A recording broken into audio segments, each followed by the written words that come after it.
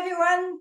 Here is the Yellow Horse Revolution podcast of third edition, this time with Joke from Karma Sanctuary in Egypt and Petra from Horses Need Help in the Netherlands. And today I wanted to let them talk about everything they are doing to help horses in their country and what we can do to help them. So I'm going to go through the questions and I'm going to do it in alphabetical order to keep things neat and tidy. So that means that Joke will be answering first and then Petra will be answering second. So without further ado, the interview is going to start now. And I'm going to ask my first question, which is, Joke, please tell the audience a little bit about yourself, how you came to be leading an equine rescue and rehab center in Egypt. Hi, everyone. So my name is Joke van der Post. I'm 47 years old, born and raised in the Netherlands, always worked as an international rider. Previously, I had a rescue center in Mallorca, Spain for 11 years. And in the last couple of years, I was traveling to Egypt to help the horses at the pyramids, which I've heard were very, very bad. And every travel, it became harder and harder for me to go back to my nice life in Mallorca because you just, you can't unsee the things that I've unseen. And it's great and nice to go there and bring some medicine and help a horse or two every now and then, but it's not going to make a real impact or a real change, except for that one horse that you're helping. So I've decided to pick up my dog and a couple of suitcases of medication, and I moved to Egypt. So now in a year and a half that I've been there as a resident, I've built up a complete equine hospital where we have 8 ICU boxes and 3 paddocks, plus we have 2 more facilities for recovering horses. We have 9 full-time vets on staff and 5 full-time grooms. So we built everything up with our own hands, stone by stone, in a year and a half time. So we currently treat between 75 and 100 horses per day. Wow, that's amazing. Well done to you. That's amazing. Lots of horses, yeah.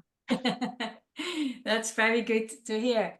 Okay, then Petra, the same question to you. Tell us a little bit about yourself and how you came to be leading an equine rescue and rehab center in the Netherlands. Well, I started 17 years ago when I saw that a 15-year-old mare was about to put down a mare who had still quality of life, to my opinion. And I was looking for a place where she could go to. I was looking for other rescues, and there were some rescues, but they all had such high requirements, and we didn't meet those requirements. We were not we were not a donateur. The horse was not older than 20 years old, etc. So I decided to be the change I wanted to see in the world and start a rescue for those kind of horses, younger horses, horses where the owner did not want to pay for anymore, where there was not a waiting list. Yeah, that's 17 years ago exactly this month. And ever since, yeah, I've also saved many horses and relocated many horses, give them away for adoption. And currently we are, I think, about 21 horses. And the amount of volunteers depend actually every month. It's very difficult to find good volunteers here. And yeah, that's it, I think, for now. Wow, that's an amazing story. 17 years of rescuing horses, 20 horses at the moment. That's amazing. Yes, very good. Okay, then we're going back to Joke, and I would like to ask you, what does your daily work mostly consist of? Okay, So we're based right at the Pyramids Plateau of the Pyramids of Giza in Cairo. So we have three types of horses. We have our rescues. These are horses that have been purchased, remain with us, retired.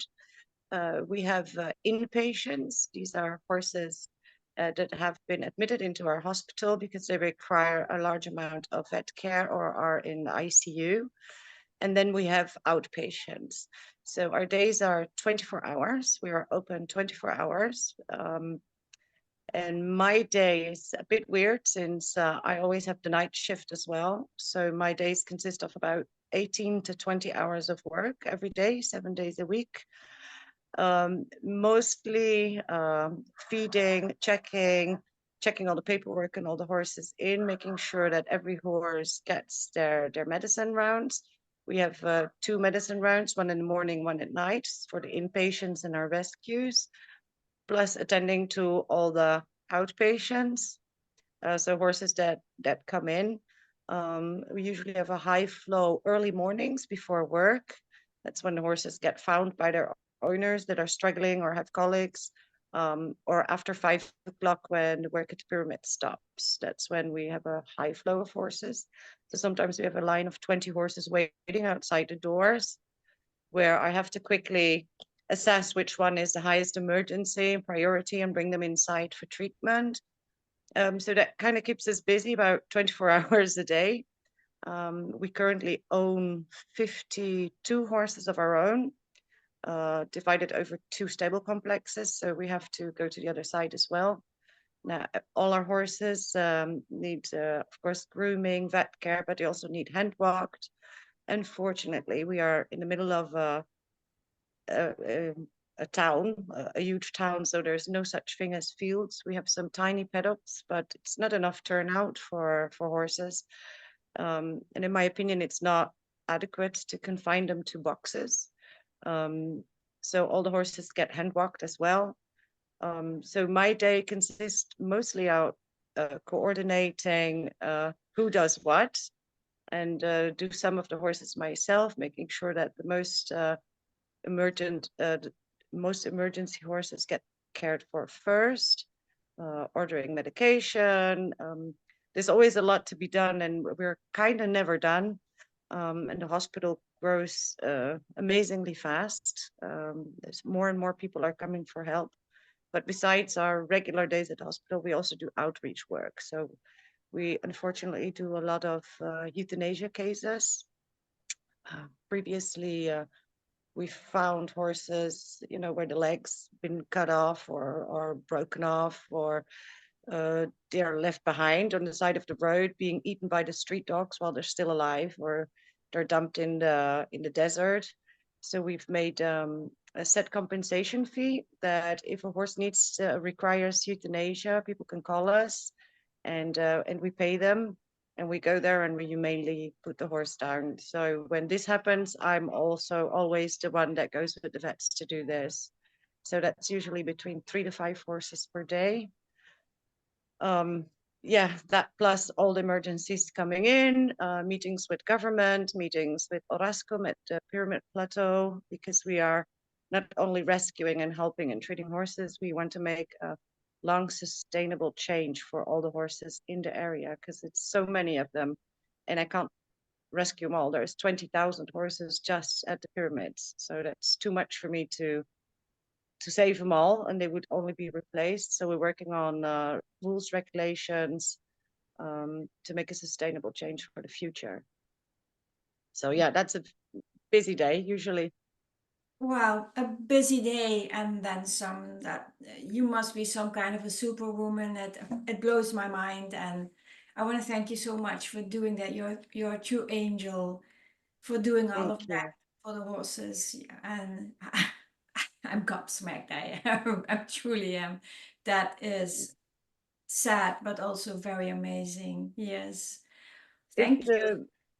The good thing is we see change happening. So it's they're busy days, but I'm happy I'm busy now because people are wanting to take advantage of the help that we're giving them. So that's a positive thing to start with. And now we That's need to very take it good. to the next Yeah. level. They're starting to trust you that you will give the best care to the horses. Yeah, Yes, that's a good yes. thing. Great, great, thank you. So Thank Petra, you. I'm going to ask you the same question.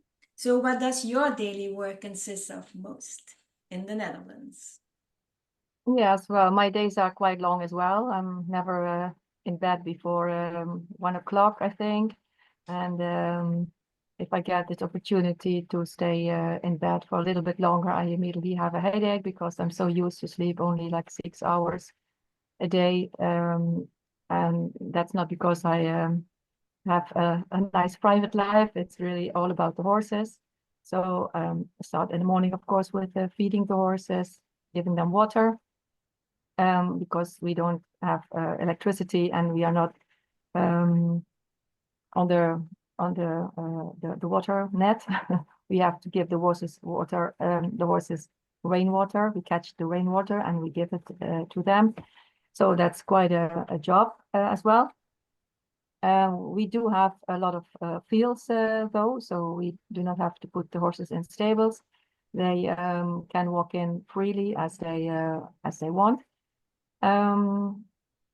Then, of course, the paddocks and the meadows need to be cleaned.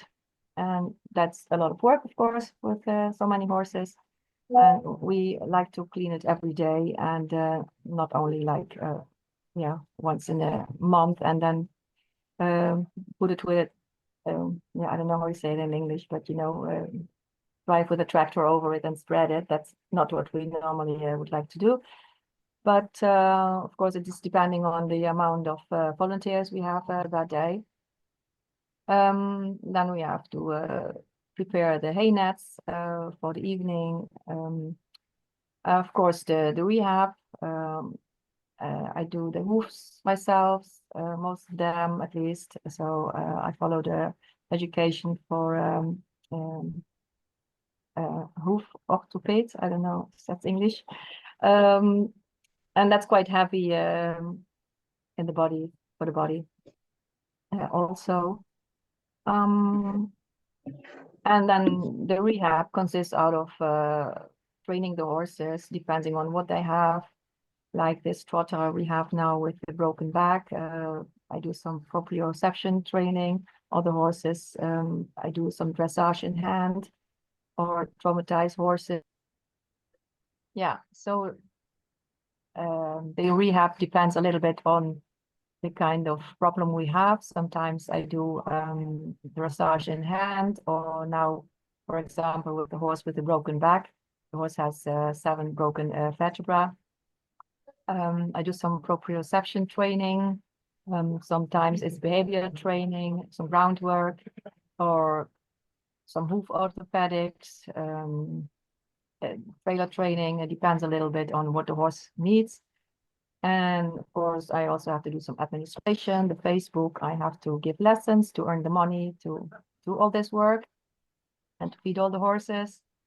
I have to provide the volunteers with material like sand, like stones, like of course the hay, the food.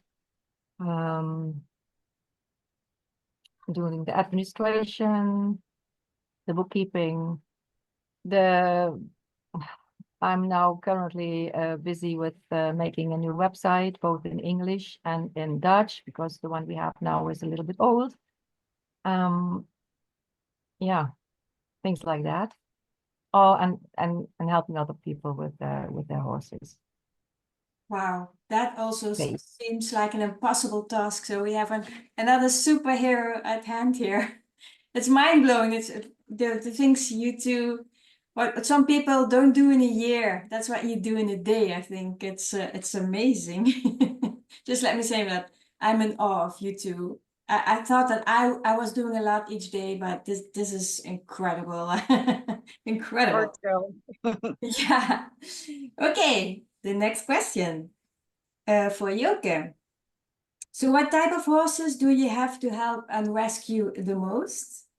What type of former owners are the cause of horses ending up needing help in your shelter or hospital?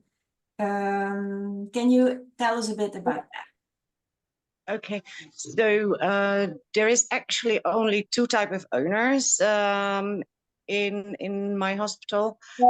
It's the impoverished ones, just the people that collect trash, that usually have donkeys, just the real poor people that require some help because they don't have fitting tag, they don't have enough money to feed it. So in general, the donkeys eat from the trash that piles up on the side of the roads where we are. So we do get a lot of colics because of that. But the poor people are actually trying. It's the tourism industry horses that are the worst. The larger the stables and the richer the stables, the worse the horses are getting it. So we have every day about 5 broken legs that require euthanasia, usually about 1 or 2 broken legs that can be fixed. We have an average of 7 colics and 10 heat strokes per day. Those are like the very urgent ones. Then we have about 10 horses that require sutures, several mares that abort foals. It's coming in like crazy. Most of it is nearly all horses in Egypt are stallions. They are kept tied up, saddled up. They work about 16 hours a day. And when they're not working, they get to eat from the trash. Some of the lucky ones get a little bit of food, but to purchase a horse in Egypt costs about 400 euros. But to feed a horse adequately in Egypt costs at least 200 euros a month because, you know, we live in a desert, we don't have nice green fields, hay is expensive. So it's just easier and cheaper to buy a horse, feed it only 10 or 20 euros a month worth, and it will last you between 8 to 12 months before it dies. And so that's the regular routine of horses in our area, which there is in the direct pyramid area, there is 20,000 working equines. And in general, they last between 8 to 12 months. So when they start off, they're carriage horses. So we treat them for wounds from ill-fitting tag and tying up, Monday illness very often, a lot of colics because of the bad feed. And the superstitious in the area, they think if a horse drinks water in the morning, they'll get laminitis. So horses are restricted of drinking water. And they only get to drink water once a day. They're working at 45 degrees, 16 hours. So yeah, you add everything together, you get horses that just literally collapse, you know. So we've had literally horses dying on the side of the road. You give them a bucket of water and 2 hours later, they're fine. Our biggest enemy is dehydration. So last week we used 286 boxes of IV fluids in 5 days.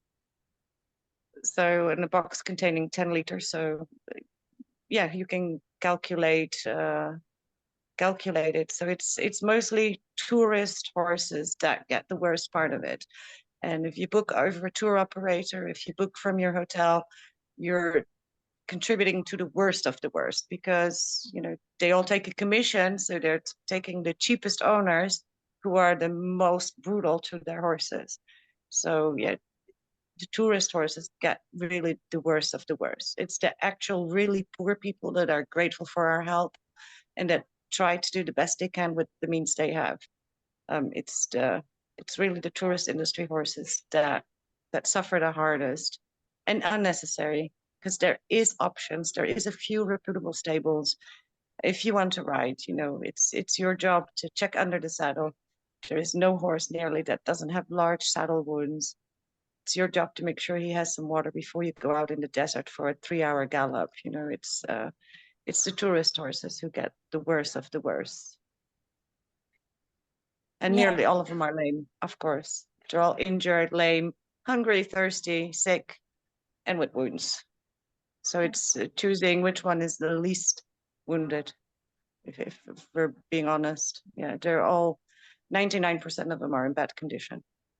That is a good point to know that simply the tourists could do something to change this directly, and also the hotels and the tour operators. So the hotels and the tour operators who are the worst because they get a commission. Yeah, Yeah. They are making this worse. That's the sad part about it, is we're sitting in European countries blaming fingers at people who are just trying to survive, but we're the ones steering them in that direction. You know, Yeah. if you look at a reputable stable to go right and support them, then everybody would start taking better care of their horses because they see the neighbor makes more money because his horses look good. You know, it's an easy domino game. But it's up to the tourists. If there wasn't tourists, we wouldn't have this problem. It's good to know. We need to get this message out. And I'm also thinking about later on to do some sort of an action with our platforms to tackle the tour operators and the Yeah. hotels. Yeah, but for now, everybody who's listening, please tell everybody when they want to go to Egypt that this is something they need to look into before they book anything. So listeners, Yeah. please make mental note of this. So moving on then to Petra for the same question. So what type of horses do you have to help the most, and what type of former owners are the cause that horses end up in your rescue and rehab center? Well, it varies actually a lot. We get horses offered from people who don't have enough money anymore. We get horses offered that were former sports horses. It really depends. It can be all kind of horses from all kind of owners, but one thing they have in common is that they really have their horses that need to be of some kind of usage. So the horses need to be used for something, whether it is for competition, for recreational riding, for showing, for trotting competitions. They don't have the horse because they like the connection or the relationship. They have the horse because the horse has to do something for them. They have not the horse because they love the horse unconditionally.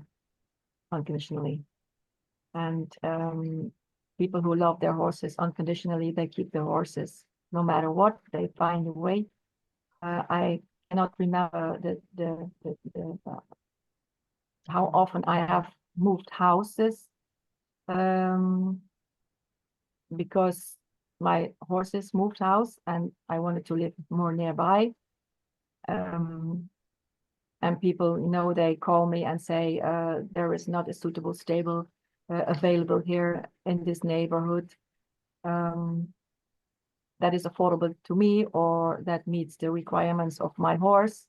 For example, if a horse needs to be turned out all day because of asthma or some other illness, and then they want to get rid of the horse. But personally, I say, if there is a will, there is a way. You can move yourself.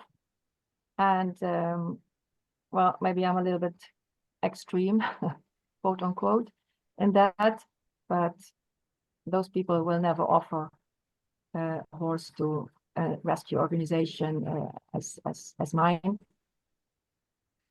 People who give horses to me, they want something in return from the horse. They only want to pay the money when they get something in return, some usage. Yeah. Wow. So the horses end up at you because the people cannot get from the horse what they want, and then they just want to get rid of the horse and buy a new one. Yes. Yes. And could you also say that the health problems the horses have for which they cannot do their so-called job anymore, if it's also possible that the owner has created these problems with them for forcing them or not giving them an appropriate lifestyle of that sort of thing, or is that not the case? Oh, yes, that's absolutely the case. And I think it's related to what I just said before. if you are only interested in one part of having a horse, the performance or what can the horse do for me, it's just what Yuka said. You just buy a new one if it gets too complicated or if it gets too expensive. And it's the same with these horses. Instead of that, people look into their own management and improve things themselves. So horses don't need to be put down or given away. They just continue what they do. Bad riding, they often prefer to give their money on nice saddle pads or a new bridle or a nice brand of clothes instead of giving it to a good riding instructor or a groundwork instructor or behavior instructor. Or maybe they should give it to somebody who can inform them about how to create a paddock paradise, or, you know, I don't say that's for every horse, but at least there are people who can help you with creating a better life for your horse. And a happy athlete is a better athlete normally. So yeah. Yeah. Yeah. So Can I ask you, yeah, sorry, Yuka. Petra, do you find, because me, of course, being from the Netherlands as well, but I noticed a lot in Holland and Germany, but years and years ago, so I don't know if that's still current, is obviously it takes just as much money to feed a good horse as it does a bad one, that you can't take that use out of. And that it's exactly those people that are stingy in the purchase price and therefore buying a horse with problems are exactly the same ones that then get rid of him because the horse doesn't meet their needs. Is that still what's going on in the Netherlands, or has that changed over the years? Well, I cannot say that for sure, because I don't know all the reasons why everybody buys a horse, but I see that there is a lot of lack of knowledge, and that everybody just can buy a horse without having any idea. I mean, I can't begin to tell you all the examples of horses that have to go because of the owner who lacks knowledge of horse behavior, of lack of knowledge of how to keep a horse. And it's sometimes like preaching against the wall, and sometimes very frustrating, because they're sometimes also very stubborn and don't want to listen to your advice and think, you know, well, everything better. But I'm the person who gets all their horses and tries to fix them because they can't. And a lot of time I'm succeeding in that. And I've also studied for 17 years nonstop about horses, many therapies, many courses. I'm a riding instructor. I've done many schools and educations, courses, therapist education. And for me, it's really my passion. I love horses. I want to learn everything about it, even in the rare spare time I have. I'm studying things about horses. If I'm driving my car, I'm studying things about horses or listening to podcasts. So yeah, I can say I think I know quite a lot about horses, and if I want to help people, give them advice, whether it is with riding correctly, Yeah. or doing groundwork, or Yeah, they talking about always housing. think they know better, but still, yet they end up in a bad situation, and then still Yeah. they think they know better. It's so that's Yeah. the same everywhere, I And guess. also, yes, and also I've noticed that people do not have a lot of patience. They've Oh, tried yeah. one time, two times, and then they don't succeed, and then they Yes. prefer to buy another horse. I always say they buy another bicycle, because that's what it is to them. It's Yeah. just something you use, and if you don't use it, if you cannot use it as you Or imagine it toys. used, then just skip it. Buy Yeah. a new. Yeah. I always tell them to go to Toys R Us and they can get one in the color matching of their room for $9.95. Yeah. It's called My Little Pony. Yeah. And they can keep it for as long as they want. Yeah. Yeah. That would make So- all our lives a lot easier. Yes. Yeah. But it's actually ridiculous that people like Petra and I, we have to actually dedicate our entire lives to taking care of someone else's problems, because that's basically Exactly what that. we do. Yes. You know, whether it's in the Netherlands or in Egypt, or previously when I was in Spain, of course the level of abuse changes, but it doesn't make the abuse less. Just because a dog in Spain has a bad life doesn't mean you can just hit a dog in the Netherlands and make it okay because the dog in Spain is worse off. It's all abuse and it's all horrible, and everybody should be responsible for the horses so that me and you can have a normal life. Yes. What is that? And what is that anyway in normal life? I can't imagine. Yeah. To be honest. Yeah. Yes, but I think it's a cultural thing, and it's also a little bit a psychological thing that horses for ages horses have been used for some purpose, and not okay, some dogs also, but most of the dogs are just company, a family member. But horses always had to work, and was it in for warfare or for the to cultivate the land with the farmers, or bringing the post, from A to B. And then we didn't need horses anymore because of the equipment we get. And so horses now are only for our pleasure. They are nice for recreational things, and for some competitions, and for some people, of course, they live from horses. But that also means that horses are only of value. The value of the horse is only the value that gets it, Yeah. because what it is, what it can do for the people, for the owner.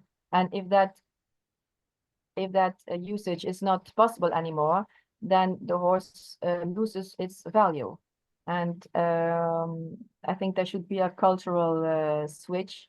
We really need that horses are just like dogs, just they have the right to be accepted as for what they are, sentient beings with their own emotions, with their own needs, with their own communicating system.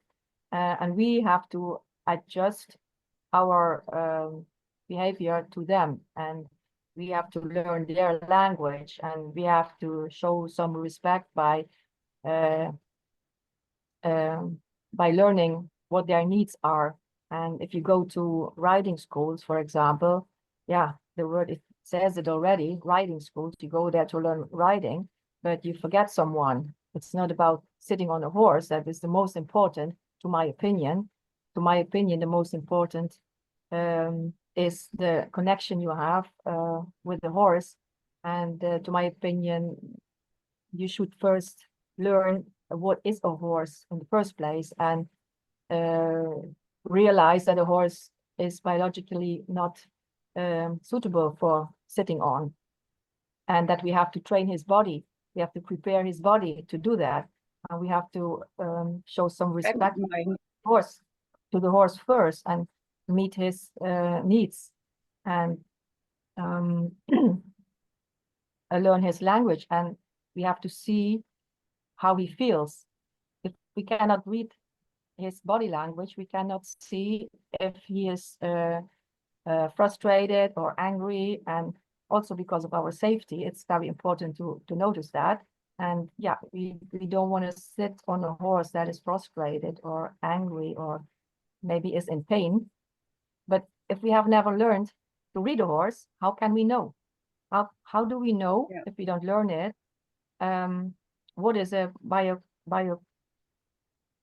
biomechanically correct use of the body of the horse. Why is it important that the most weight is on the hindquarters when we're sitting on the horse? Why is that important?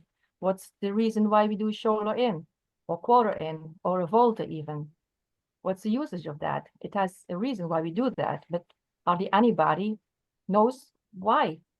It's not only because the jury asked it in the competition. No, it has a reason. It's to make the horse stronger and fitter in a certain way. But nobody learns that before they step on the horse. They just learn to sit on it.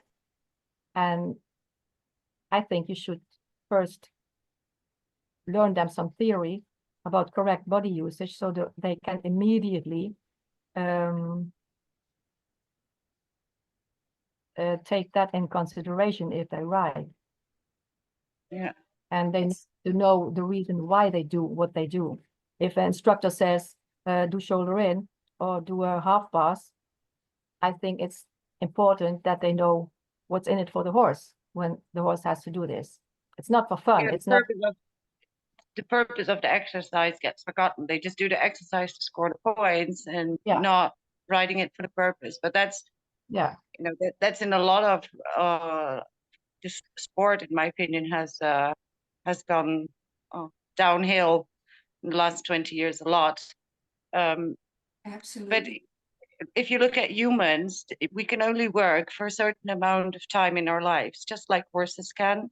Some humans can work more years than others, and it doesn't give us the right to not care for these horses when they aren't capable of the work that you ask from them. And I think that's where people need to start value them more. If a horse has an average age of 28 years in the Netherlands, from those 28 years, you can get a good 20 years of work out of a horse if they stay healthy and if you give them the right care and proper management.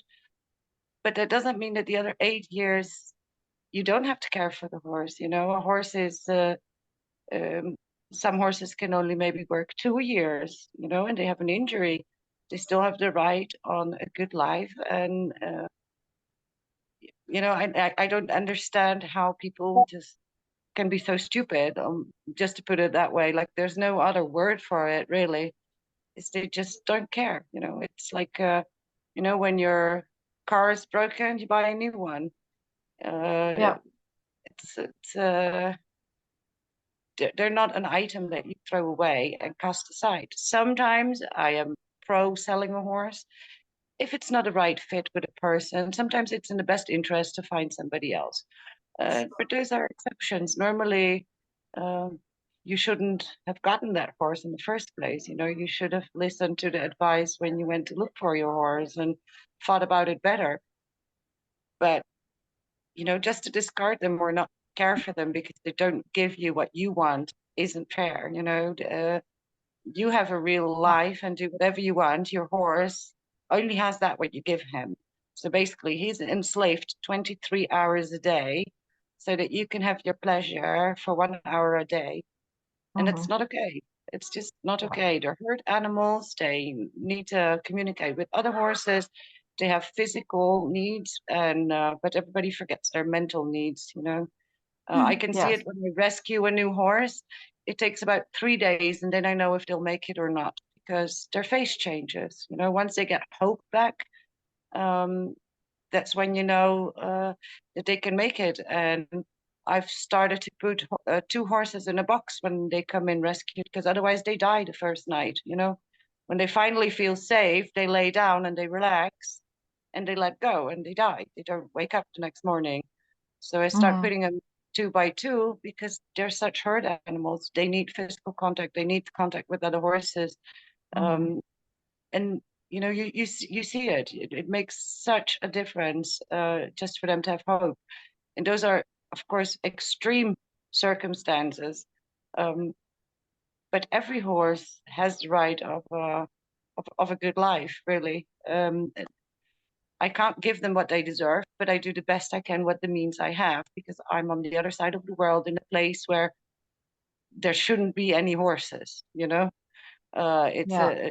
it's a city with 20 million people, and you know, horses living tied up on concrete streets. They don't have grass, they don't have boxes, they don't have, you know, they don't have any of that. But they are there, so I'm doing the best I can. But in the Netherlands or in Germany, there is a lot of education, there's a lot of knowledge, there's a lot of good instructors. There is absolutely no reason for people to not give the horse what they need. There's just No. not a reason for it. It's absolutely ridiculous that you having to do what you have to do in a place Yeah. like the Netherlands. And also, you know, because the first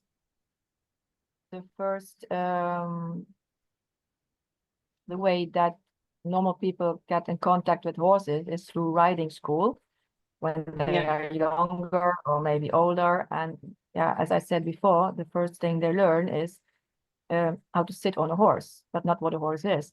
So because people are not aware of all the other things you can do with a horse, like groundwork, like long reining, dressage in hand, horse agility, liberty work. They are not aware of that. They never learned that. So it doesn't come into their mind Not later on natural for either. them. So if Yeah. they have, for example, if a mother or parents buy a pony for their child, one day the child will outgrow the pony and it cannot be ridden anymore by that child. And then they say, okay, we have to sell it because now you need a horse. Need a bigger horse. So, yeah. So, but I can imagine that you like the pony, but for them it's not important anymore. I mean, the riding is more important than the animal, and you don't have to put the animal away in the field and only feed it once a day and that's it. Some people think that that is the only thing you can do with a pony, which you have outgrown, but you can do all these other things, and you just have to be interested in it and find a way to learn it. But a lot of people are not interested in learning that at all, and they, you know, that's the cultural thing. You have to sit on a horse, and the pressure from the culture. If you are at the riding stable, I used to be at the riding stable, for example, with my rescue, and I did really high-level dressage in hand, like piaffe passage with unrideable horses, and they had 2 inside arenas, and I was moved away out of one inside arena because somebody said I was just yeah, they called it was in German. They said Spielerei.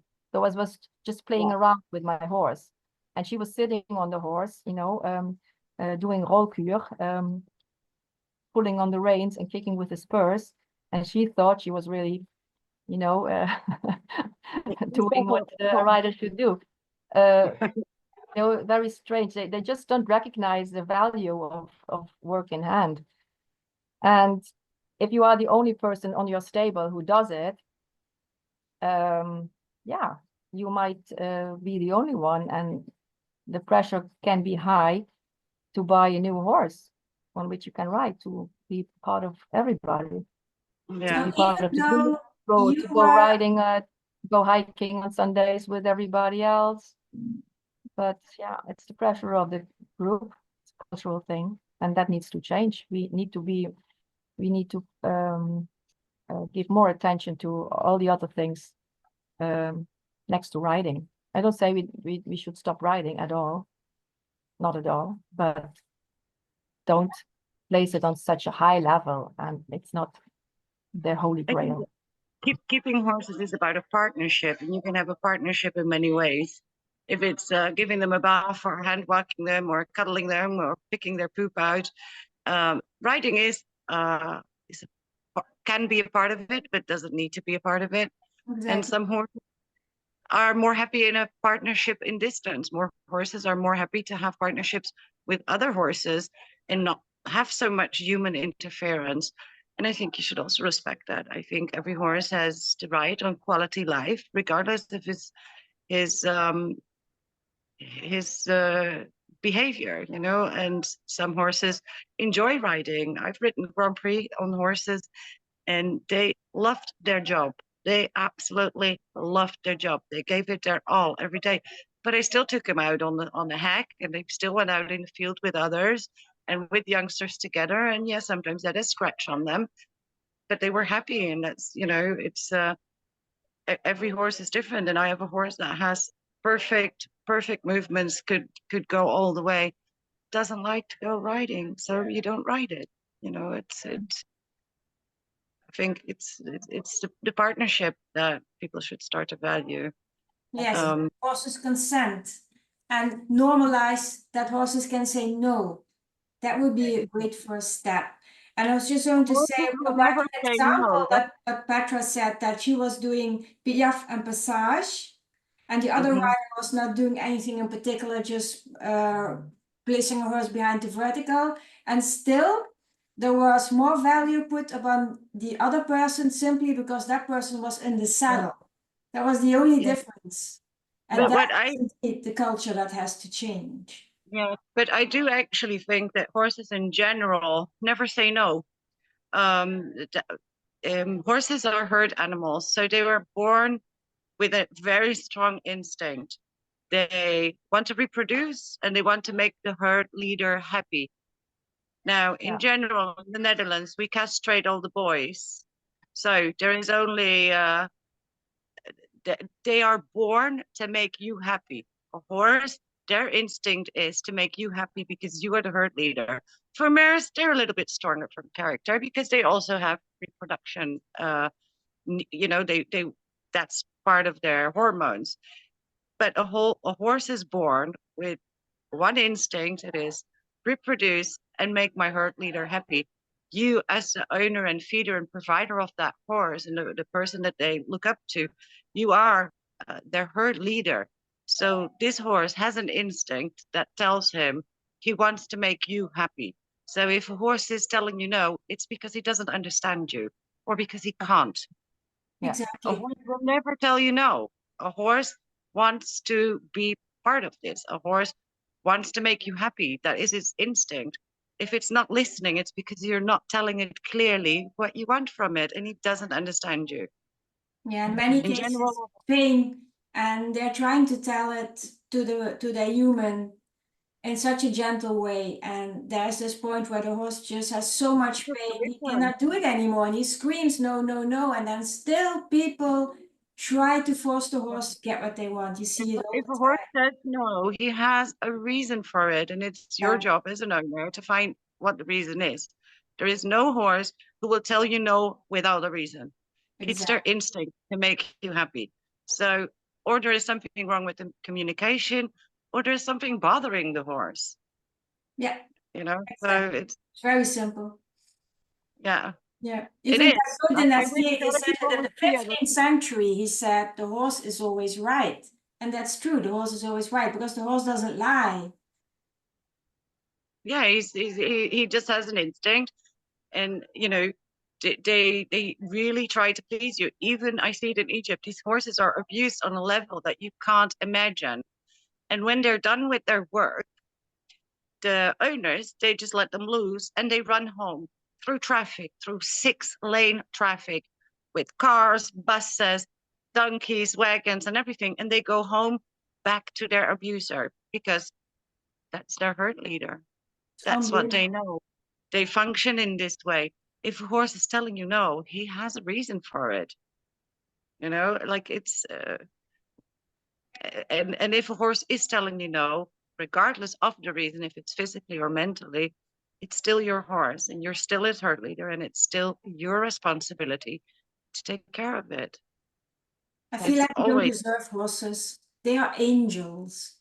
We humans don't deserve them. We don't. We definitely don't. Well, I think that covered most of my questions. So I wanted to ask Joke first that what could the listeners and the people in general do to help you out? And what are your dreams and goals for the future? Okay. So my dreams and goals for the future, of course, ideally, is that I wouldn't be necessary anymore because there is no more abuse. But unfortunately, that's not a realistic goal. So my goals for the near future that we're working really hard on behind the scenes is to implement rules, implement laws in Egypt for animal health care, trying to get the word out. People can really help us by signing petitions, by sharing posts that I have on my social media, on my Facebook and on my Instagram. Of course, by fundraising or donating, because everybody who knows horses knows it's very, very expensive and I can only do so much. But the most important thing is that you speak up, you know, it's if you see something, speak up. If you visit Egypt and you see something, speak up. If you see something on photos, speak up. Share social media stuff. It gives us a lot of power to deal with the government. And mostly the always missing money. If there is any way that you can donate, even if it's just €1, it does make a difference. Because if everybody would give me €1, you know, it goes a long way in Egypt, actually. For €5, I can deworm 10 horses. You know, little amounts make a huge difference. Yes. Okay. Oh, we lost Joke for some reason. So Petra, maybe you could tell us about what your dreams and goals are, what the people can do to help to achieve that for you and the horses. Yeah, I think it's no surprise when I say I actually need more money because money makes things possible. And I can want better facilities and more help, but all of that costs a lot of money. That's actually in the end where it is leading to. And I'm at a very primitive location right now. We, as I said, we have no electricity, we have no current water. And that is sometimes very difficult to rehab horses because we also have no arena. And like now with this horse with ataxia, it is quite a challenge to rehab this horse because everything is very slippery. And if I want to train him, I only can do it on a surface that's not slippery because that wouldn't be fair for the horse, of course. So we are very limited in possibilities. So my dream would be to have to rent a nice accommodation with a decent arena with less mud, to be honest, and with also a little bit more facilities for the volunteers. It is very difficult to find volunteers in this situation, as it's very Spartan. You really have to like rain and mud and the elements. And if you could give them a little bit more luxury, the volunteers, it would be easier to find help. And a fact is that I cannot do it all by myself, even if I wouldn't care about the situation, about the weather and the circumstances, because personally I see it as a challenge. But fact is that most people don't like this kind of challenge. They like it a little bit more comfortable. And also working students, if they can choose between like a manege, a riding stable where there are all the facilities, then they prefer to do their working student stuff over there instead of in the Spartan meadow with a lot of mud and rain all the time. Yeah. That would make it a little bit more easier. And I need more money to do that. And also, I find it very hard to reject horses. Sometimes people just don't want to wait until there is more space, and then they euthanize a horse or they bring it to slaughter. Last 2 weeks, I got 4 more horses offered, and which I cannot take. It's just, if I would take them, I really would not be able to take care of the other horses the same way. They will suffer from it, and to protect those horses I have to say no to other horses, and that's very hard. That really breaks my heart. And I feel powerless and frustrated because of that. And if the owner agrees, I can do I can be an intermediate between adoption parents and them. So the horse does not need to come to our place first, but immediately goes to an adoption parent. But finding such a parent, finding such a place takes time, and sometimes I'm not granted that time. And it makes me very sad. And I would like to help all the horses.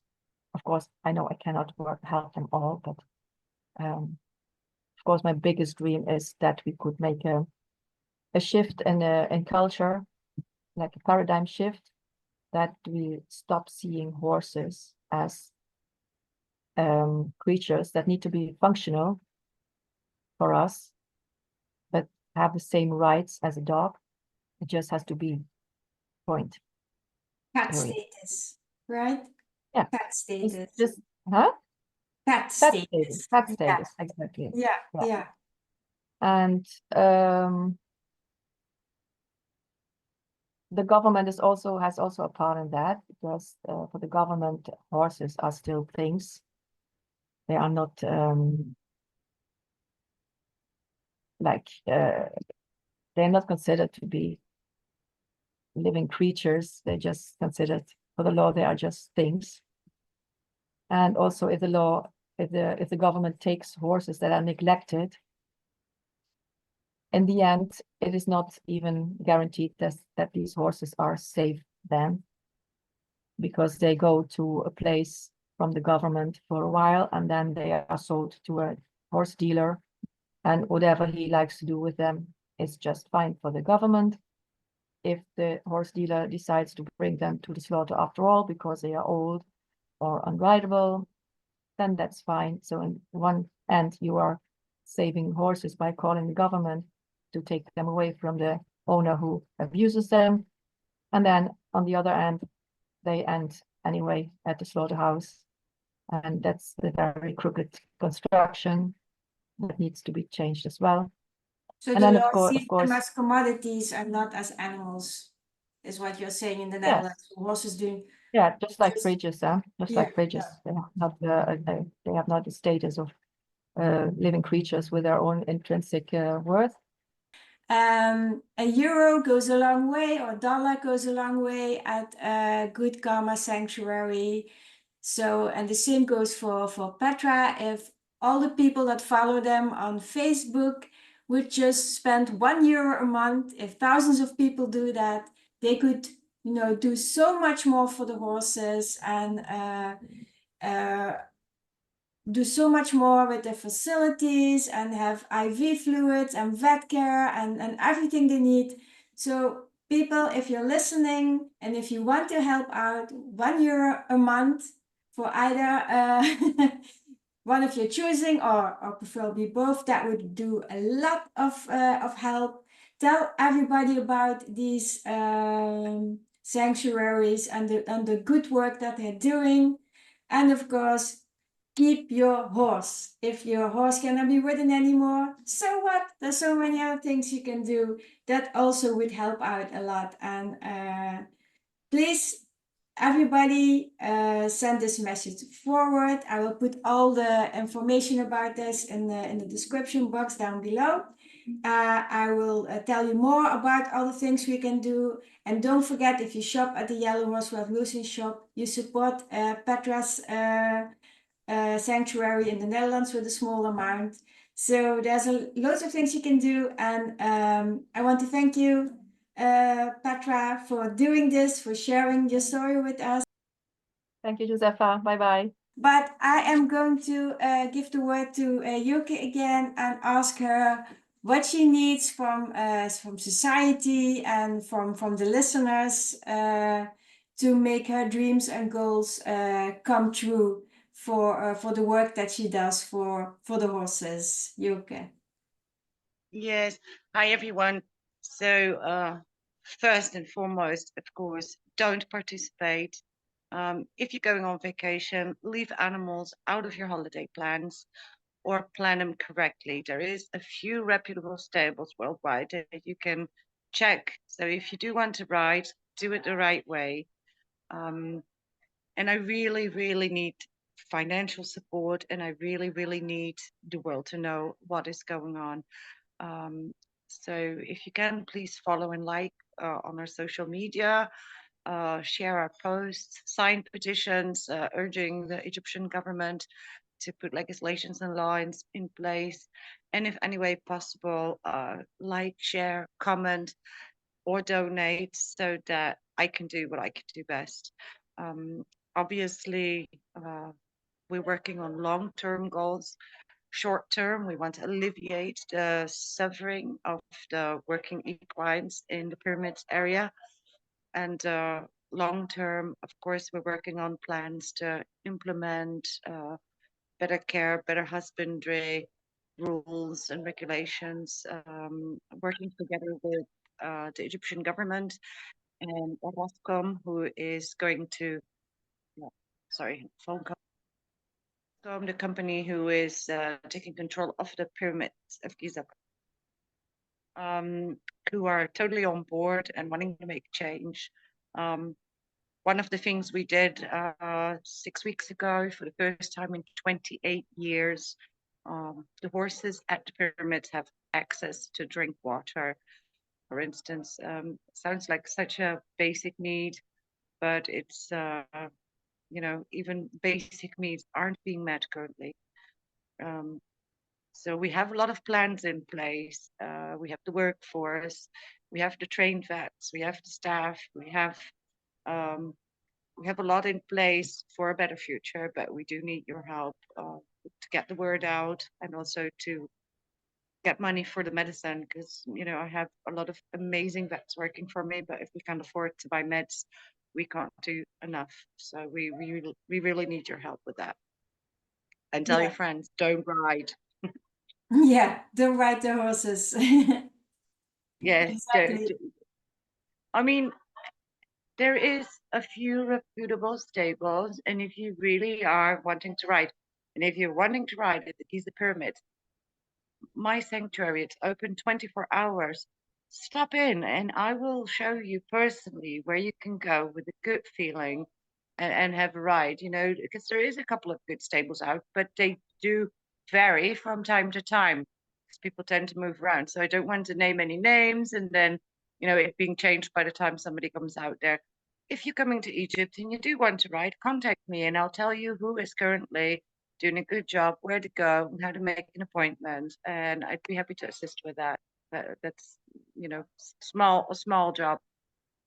Yeah, amazing. I will put that in the description and get the word out about that people need to contact you when you do want to visit the pyramids, that they first contact you if they want to do so by horse.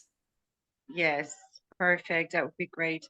And if people are traveling to Egypt, it is always great if you could contact us, because you might have a small space in your suitcase available, or if you're traveling from a country where we have people that are collecting donations for us, we might be able to add a suitcase to your ticket on our expenses, because not all medicine is available in Egypt.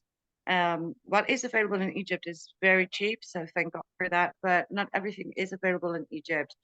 And a lot of the other horse items that we use on a daily basis, the quality of that what's available in Egypt is horrible.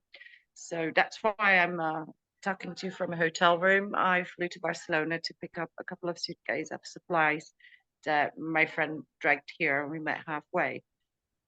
So if you are traveling to Egypt and you want to help, get in touch with us, and we might be able to get some items to you that we can order online for you to stick in your suitcase, because there's no such thing as posting it to Egypt. It does not arrive. So we're actually having to fly in and out to get the supplies that we need. So that would also be a great help for people wanting to bring donated items for us.